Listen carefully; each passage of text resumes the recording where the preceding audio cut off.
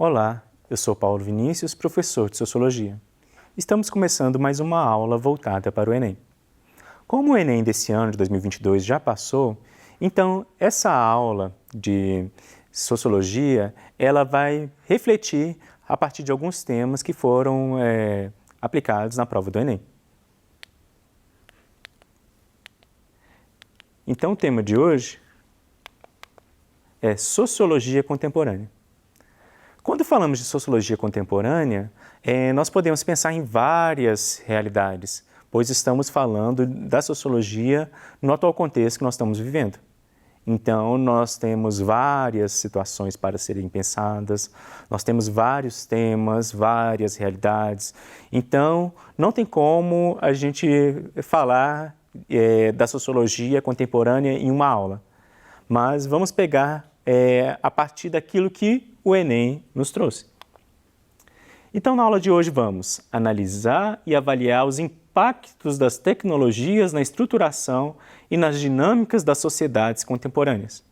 Fluxos populacionais, financeiros, de mercadorias, de informações, de valores éticos e culturais, bem como suas interferências nas decisões políticas, sociais, ambientais, econômicas e culturais. Então, a partir da habilidade de hoje, nós vamos pegar uma face, ou seja, uma realidade que a sociologia contemporânea nos provoca. Mas antes disso, vamos pensar a sociologia clássica.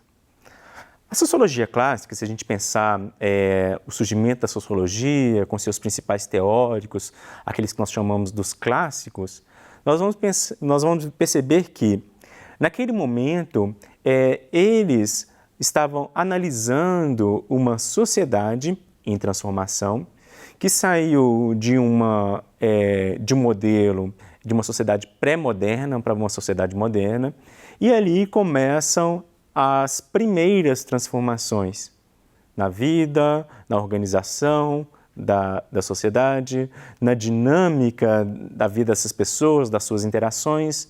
E no primeiro momento, nós vamos ter as crises institucionais, nós vamos ver novas formas de se relacionar com as instituições.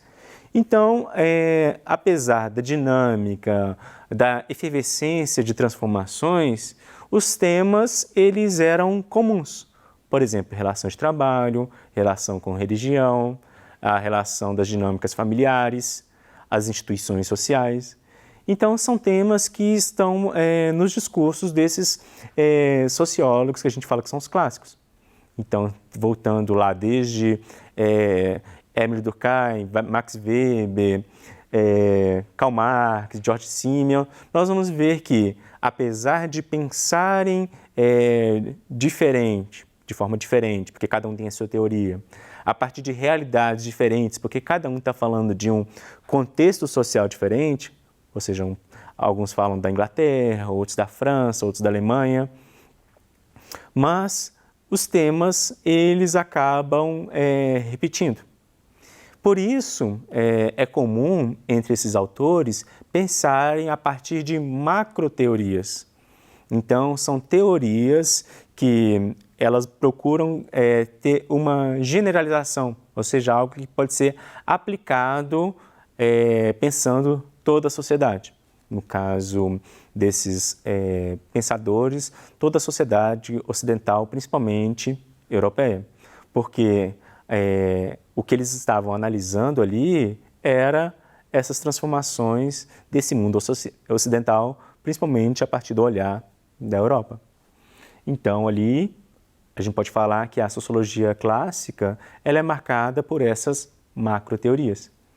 Por isso que hoje, quando vamos tratar alguns temas, e vocês devem ter percebido, quando a gente trata alguns temas como o trabalho, a gente acaba indo nesses autores para falar como eles pensaram lá atrás e depois vamos refletir a partir de hoje. Quando a gente fala das relações familiares, quando a gente fala de religião, a gente sempre olha o olhar deles. E depois trazemos a interpretação atual. Já a sociologia contemporânea, ela pensa a partir de microteorias, pois não é possível mais pensarmos uma grande teoria que dê conta de responder toda a complexidade da sociedade moderna. Inclusive, nós vamos ter autores, inclusive sociólogos, que vão caracterizar essa fase da modernidade como pós-modernidade, como é o caso de um sociólogo chamado Zygmunt Bauman.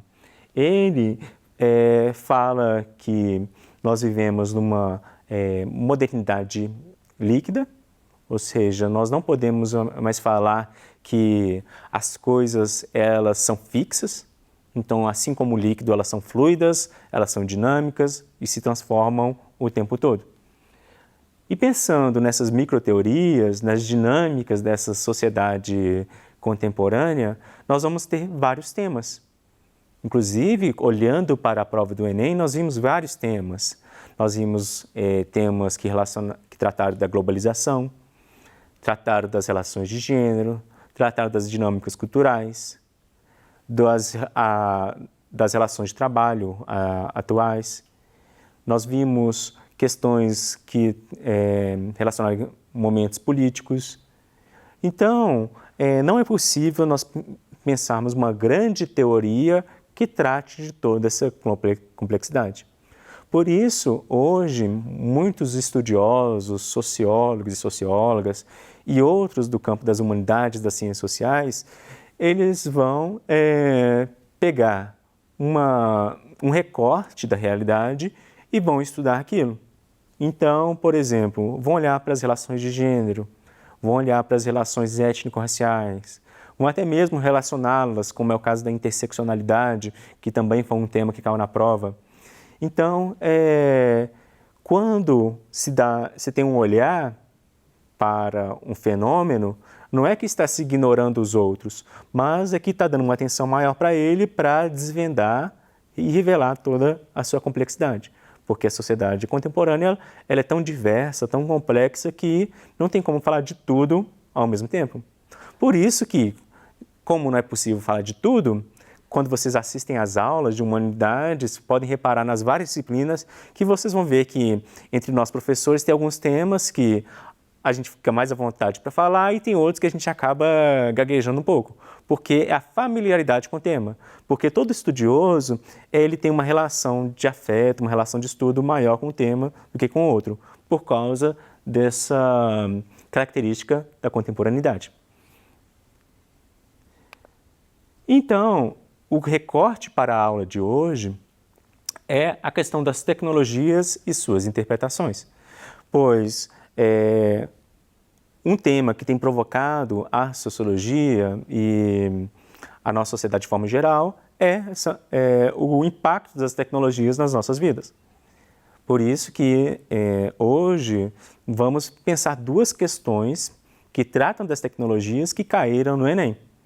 E ali nós vamos ver como cada questão abordou a relação com as tecnologias. Então, vamos partir da primeira questão. Então, as nossas questões elas são embasadas na prova rosa. Tanto é que a numeração que está aqui, a questão 57, e o gabarito, eles são pensados a partir do caderno rosa. A questão 57 diz o seguinte: um experimento denominado FunFit foi desenvolvido com o objetivo de fazer com que os membros de uma comunidade local se tornassem mais ativos fisicamente. Todos os participantes do estudo foram vinculados a 2 outros membros da comunidade que receberiam pequenos incentivos em dinheiro para serem estimulados a aumentar a sua atividade física, que era medida por acelerômetros nos celulares fornecidos pelo Estado. Assim, se a pessoa andasse mais do que o habitual, seus conhecidos receberiam dinheiro. Os resultados foram assombrosos. O esquema mostrou-se de 4 a 8 vezes mais eficaz do que o método de oferecer incentivos individuais. Então, aqui nas referências, nós temos o nome Bytec, que nós falamos em um dia de uma das aulas sobre essas novas tecnologias que usam os aplicativos para as pessoas acharem trabalho, comprarem alimentos ou chamar um serviço de carro, que são essas buy techs. Contrariando a visão prevalente sobre o impacto tecnológico nas relações humanas, o texto revela que os celulares podem desempenhar uma função. Então, esse texto e a alternativa já indicam que há uma visão positiva sobre o papel das tecnologias. Aqui, não vai ter uma crítica sobre os celulares ou sobre as tecnologias na vida das pessoas.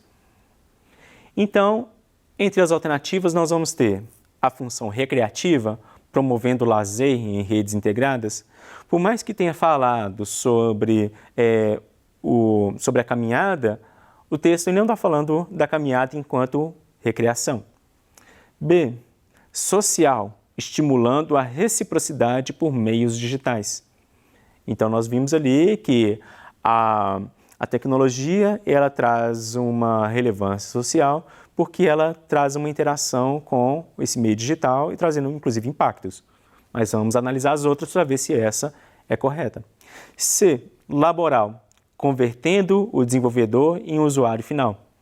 Então, aqui está falando sobre relações de trabalho, por exemplo, o aspecto laboral. Então, coloca o usuário como um desenvolvedor, como parte desse processo, mas o texto não falou disso. D. Comercial, direcionando a escolha por produtos industrializados. Quando utilizamos celulares e outros equipamentos tecnológicos com acesso à internet, nós vemos que recebemos uma publicidade personalizada, que induz a consumirmos determinados produtos. Mas o aplicativo ali ilustrado, ele não indica isso, que ele tem um teor comercial.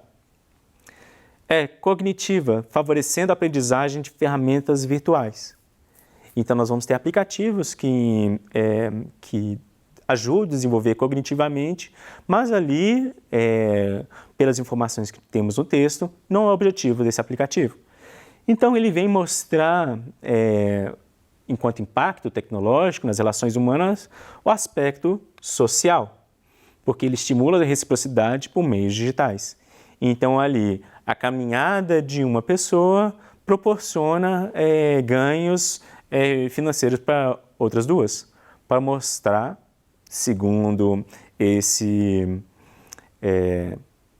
teste, essa aplicação aqui, que o uso da tecnologia é muito mais efetivo que a distribuição de renda, por exemplo. Então, aqui é uma forma de fazer essa distribuição de renda. Então, aqui colocando a tecnologia como ponto positivo. A questão 82 diz o seguinte: a dublagem é o novo campo a ser explorado pela inteligência artificial. E há empresas dedicadas a fazer com que as vozes originais de atores sejam transpostas para outros idiomas. A novidade reforça a tendência da automação de postos de trabalho nas mais diversas áreas. Tem potencial para facilitar a vida de estúdios e produtoras e, ao mesmo tempo, tornar mais escassas as oportunidades para dubladores e atores que trabalham com isso. Então, vocês que têm o costume de assistir filmes, séries estrangeiras e não gostam de assistir no idioma original porque tem dificuldade de entender o idioma ou não consegue acompanhar a legenda, acabam optando pela dublagem. E ali a gente vê pessoas capacitadas que fazem a dublagem muitas vezes próxima ao idioma original ou que faz uma adaptação para a realidade brasileira para tornar, inclusive, os personagens mais atrativos. Então, a dublagem, inclusive no Brasil, ela é muito valorizada quando a gente se identifica com determinados personagens porque gostamos da voz deles. Inclusive quando não gostamos pessoalmente dos atores que estão atuando. Mas, com a tecnologia, isso tende a ser diferente, pois a ideia é que, com a inteligência artificial, substitua esses dubladores e passe a ter um simulador que utilize a voz do ator original, da atriz original, para o idioma dublado. Então, com isso, nós vamos ter menos dubladores nos países onde a dublagem vai ocorrer. E a questão vai colocar: a consequência da mudança tecnológica apresentada no texto é a proteção da economia nacional. Então, o objetivo é apenas um monopólio, por exemplo, dessa economia nacional? Então, vimos que não. B, valorização da cultura tradicional. Então, aqui a ideia de que vamos valorizar a voz de origem das pessoas que estão atuando. C, diminuição da formação acadêmica. Primeiro, precisamos entender que todos os dubladores, nem todos precisam passar por uma formação, porque muitos já têm uma atuação que dispensou uma formação acadêmica. Então, se vai ter inteligência artificial, não quer dizer que está diminuindo necessariamente a formação acadêmica. D, estagnação da manifestação artística. Então, agora, com a inteligência artificial, pretende-se acabar com essa manifestação artística, por exemplo, de novos dubladores, inclusive fazendo as suas adaptações das obras originais, e ampliação do desemprego estrutural. Nós vamos perceber que, se a inteligência artificial ela vai substituir pessoas que exercem esse papel de dublagem, então vai aumentar o desemprego.